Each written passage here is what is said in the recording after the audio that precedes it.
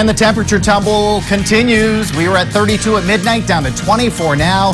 Tumbling temps, the main headline in the forecast. I'll have it for you coming up. And a short list of spinouts around the metro, and I'll give you details on where you need to watch it coming up in a few minutes. Hands up! Don't shoot! Ferguson on edge this morning. Demonstrators in the streets. Coming up, the updates happening today with the grand jury at the center of the case involving Michael Brown. Do what I say and you won't get hurt. And he had a gun in his lap. A terrifying attack. A woman kidnapped and assaulted after a night out in Maplewood. Why police are especially concerned about the suspect in this case. Good morning. I'm Megan Newquist. Hello there. I'm Chris Taggart. A lot to get to this morning. We start, though, with weather in Kent. Yeah, Chris, temperatures continue to fall. Again, we're at 32 degrees at midnight. Yesterday, 51. No more of that this week. 24 is what we're down to right now. It's cloudy, it's windy, and the free fall continues. Then it kind of holds on to about 21 by the time you head back home. Snow showers, though, could make for some slick roads. More on that, and also the holiday forecast for the short week ahead, at least for some, coming up. Okay, just about 6:01. Josie's here now with a look at the drive.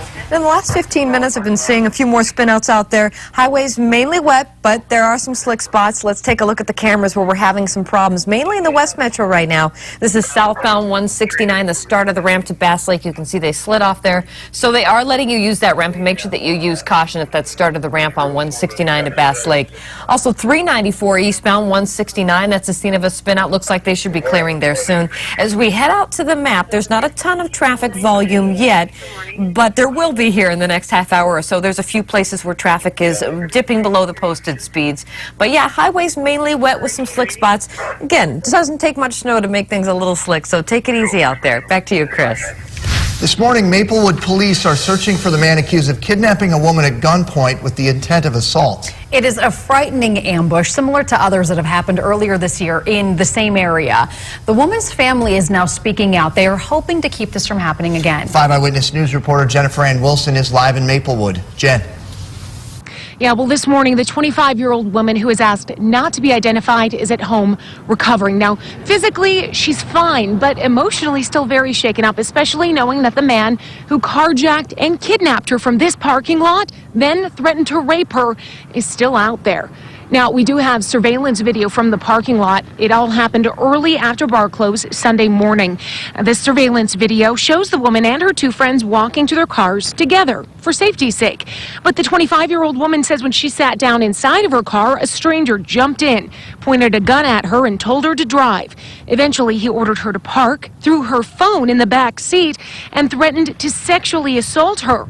But he wasn't able to carry it through and blamed it on medication. He then got out of the car and ran off.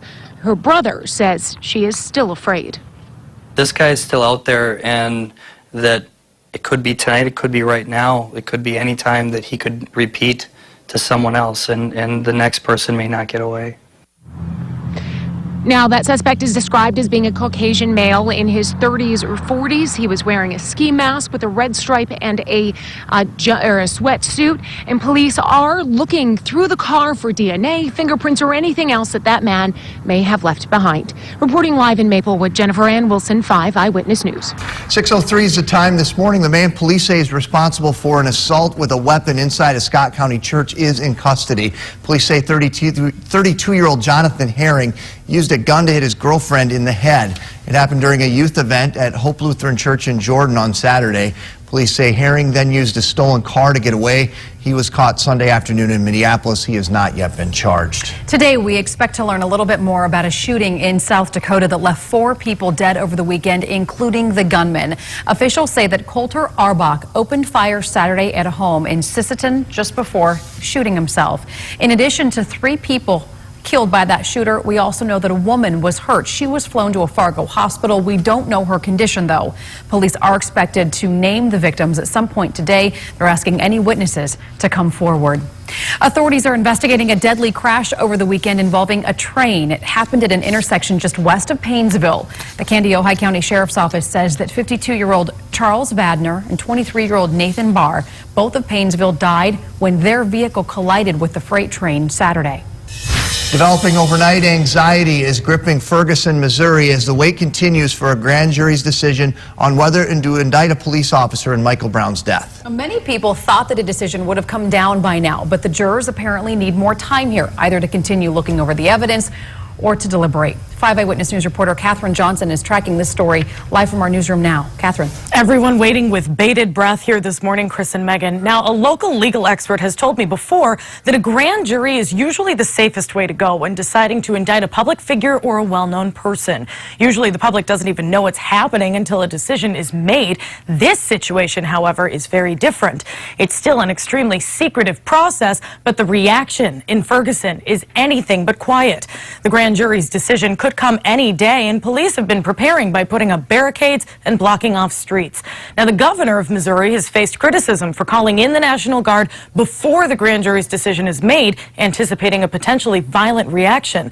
But demonstrators were out on the streets again overnight. Some saying whether Officer Darren Wilson is indicted or not, the protests are not going away anytime soon. I stopped being surprised 108 days ago. So a grand jury decision does not matter to me, because regardless of a grand jury decision or not, I'm still going to be here. We're still going to be here. All the people you just saw are still going to be here. You can see right there, it's very clear that demonstrators in Ferguson want to see a trial, and there's tremendous pressure on these 12 people who make up that grand jury. Coming up at 6:30, we'll show you what would need to happen in order for the grand jury to indict Officer Wilson, and why, no matter the decision, we may never see the evidence in this case. Live in the newsroom, Catherine Johnson, 5 Eyewitness News. Time is 6:06 around the world. The United Nations panel says that ISIS is committing war crimes on a massive scale. The terrorist group is accused of using children in a systematic and organized way never seen before, molding them for combat. Children as young as 10 have been seen in various roles, including carrying guns and manning checkpoints. New this morning, NATO is confirming 2 of its service members have been killed in an attack by militants. It happened in Kabul, Afghanistan. We're still waiting to learn their nationalities. Meanwhile, at least 50 people are now dead after a deadly attack at a volleyball tournament. At least 17 of the dead are teens. The sport's popular in the country. Police say the attacker likely targeted the event because of the big crowds. Tensions could only grow worse in Israel if the parliament approves a bill to legally define the country as the nation-state of the Jewish people. The cabinet okayed the move following weeks of deadly Arab-Jewish violence. Critics say it'll damage democracy. The full parliamentary vote is scheduled for Wednesday. The United States wants more time to negotiate with Iran to reach a deal to end the country's nuclear activities. The deadline is set for midnight tonight. With the cutoff now just hours away, a senior U.S. official says the two sides were asked to consider post-deadline talks. Back here at home, some indoor ice rinks across the state are getting a little help to replace their Freon cooling systems. Today, the West St. Paul City Council will choose and vote on an official plan to make the switch from a Freon to an ammonia-based cooling system. It was one of 11 cities awarded a $200,000 grant through the Mighty Ducks Ice Arena grant. Freon will stop being imported to the United States by the year 2020. West St. Paul plans to begin construction sometime in March, and the goal is to finish up by next fall. We'll talk about a disappointing loss for the Vikings here at home. They fell to the Packers just 3 points short here. Eddie Lacy, not Aaron Rodgers, was the big workhorse of the day. He ran for 125 yards. Packers ran out the clock at the end. They beat the Vikings 24-21. Crashing an Italian sports car. A Metro teen is recovering this morning after a very high-dollar mistake. Details on what happened ahead. Plus, winter is back, but it's not ice fishing season just yet. They'll get as close as they can because that's good fishing in there. Yeah, coming up, we're going to tell you what's happening on the St. Croix River right now that's making extra cause for concern for anglers. Yesterday was a big day for one Colts player, both on the field and off the field. The big promise that T.Y. Hilton made yesterday for his family. And back at home, it is the temperature tumble again. That's the main story. Yes, there'll be snow showers. Yes, it's windy. But look at the temperature fall by 5 o'clock on the way home. 19. Much more on that and how cold it'll be for Thanksgiving just ahead. Now, we didn't get a lot of snow, but we do have slick spots and a long list of crashes and even some rollovers already. I'll give you details here in just a few minutes.